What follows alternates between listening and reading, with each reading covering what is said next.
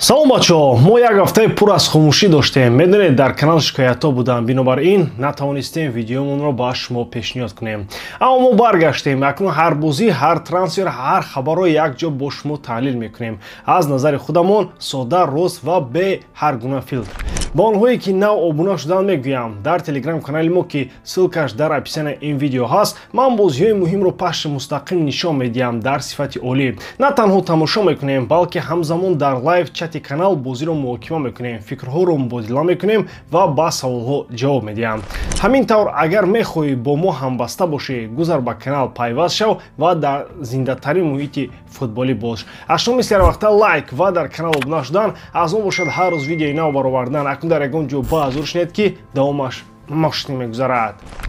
муборизаи эпикӣ барои ҷой дар Лигаи Чемпионҳо идома дорад. Челси ки дар бозии муҳими принсипалӣ аз Ньюкасл бо ҳисоби 0-2 мағлуб шуд, ба Астон Вилла наздик шуд ва шонси ворид шудан ба панҷгонаи беҳтаринро хеле душвор кард. Манчестер Юнайтед бошад кӯшиш дорад ки аз роҳи дигар ба мусобиқаи асосии аврупоӣ роҳ ёбад тавассути Лигаи Аврупо. Дар мавсими ҷорӣ дар АПЛ клуб яке аз бадтарин натиҷаҳои таърихашро нишон медиҳад. Оё девҳои сурх барои набард бо аристократҳо ҷамъ меоянд? Пешгӯи ман дар ин бозӣ Челси ва ҳар дуи дастҳо гол мезанам бо коэффициенти 2,85. Шумо метавонед интихоби худро дар 1x монед, зеро ин ширкат коэффициентҳои баланд ва бонусҳои гуногун пешниҳод мекунанд. Ҳамчунин барои нафарони нав дар вақти регистратсия кардан дар аввалин пардохти худ то ҳаҷми 8000 сомонӣ бонус медиҳанд. Маълумоти пурра дар комментария. Имкониятро аз даст надиҳед.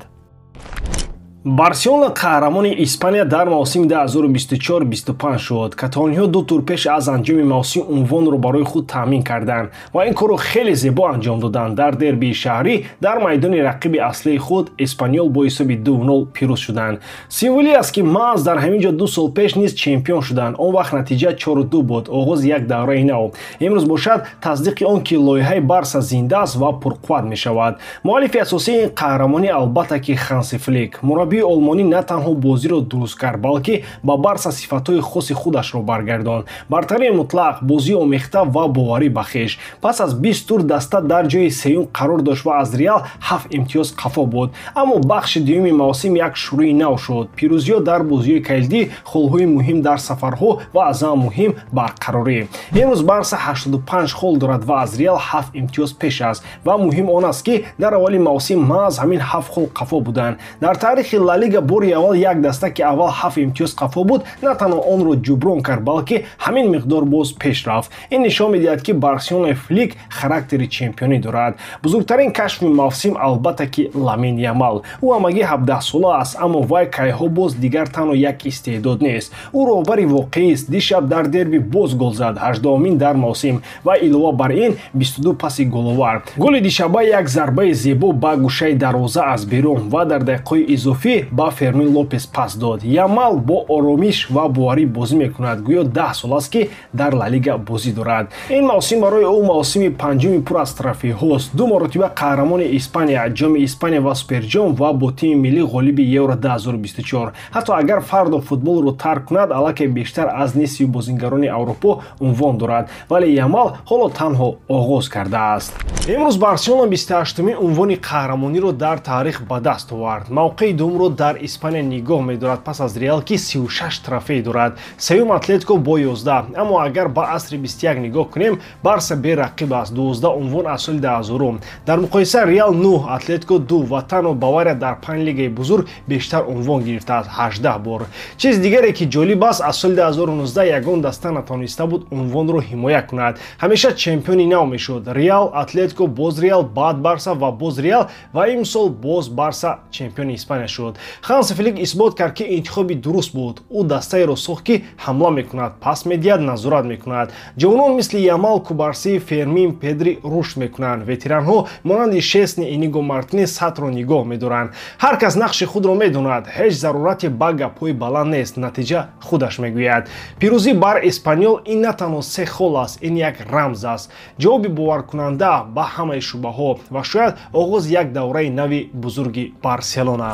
эҳтимол дорад Родриго Реалро тарк кунад ва эҳсос мешавад ки ин оғози анҷоми як замон аст. Тибқи иттилои Реалова дар дастаи мадридӣ воқеан фикри фурӯши ӯро доранд. Ба бозингари бразилӣ дар Премер-лига ҳавасмандӣ аст аз тарафи Манчестер Сити ва Арсенал. Нархаш тақрибан 100 миллион евро. Барои бозингари асосии Реал нархи мантиқӣ аст, аммо инҷо чанд лекин ҳаст. Аввал ба омор назар мекунем. Дар ин мавсим Родриго дар Ла Лига 30 бозӣ гузаронд, 6 гол зад ва 5 паси головар дод. Бале, бозингари муфид бале вақти бозӣ дошт, аммо барои дастае ки барои унвонҳо мубориза мебарад, ин омор сатҳи ситораи 100 миллионаро нишона медиҳад. Дар ҳамин аст тамоми проблема бо Родриго. Ӯ бозингари хуб аст, вале калидӣ нест. Истеъдод дорад, аммо қаҳрамон нест. Вақте ки ситораҳо дар майдон ҳастанд, Родриго нопадид мешавад. Сабабҳо фаҳмост, рақобат ҷои ноустувор кор барои даста. Аммо агар ту 100 миллион арзиш дошта бошӣ, бояд матор бошӣ, на танҳо бозингари ёридиҳанда. гузариш ба Англия ин саволи нақш ва вазифа аст. Агар ба Арсенал равад, савол ба миён меояд дар кадом мавқеъ бозӣ мекунад. ҷониби чап онҷо аллаке Мартинелли аст, ҷониби рост Сака, яке аз беҳтаринҳо дар Премер-лига. Марказ Родриго ҳеҷ гоҳ форварди марказӣ ё плеймейкер набуд, яъне бозам адаптатсия, рақобат, мубориза барои ҷой.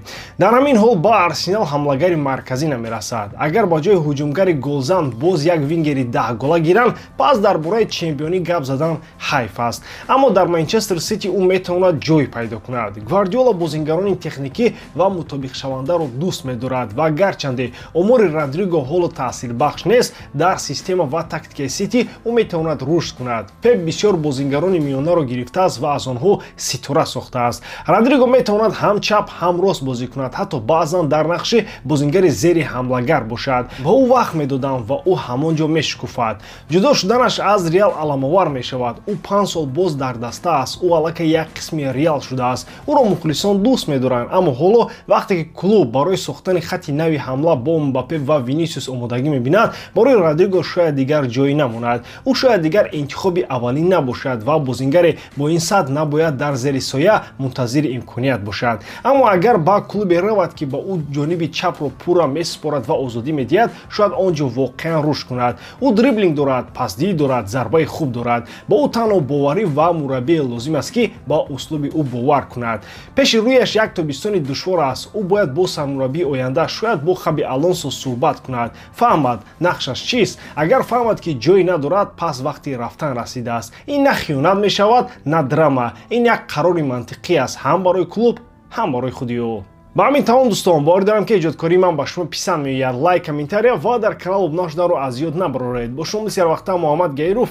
хайр бордорон дар паноҳи Аллоҳ.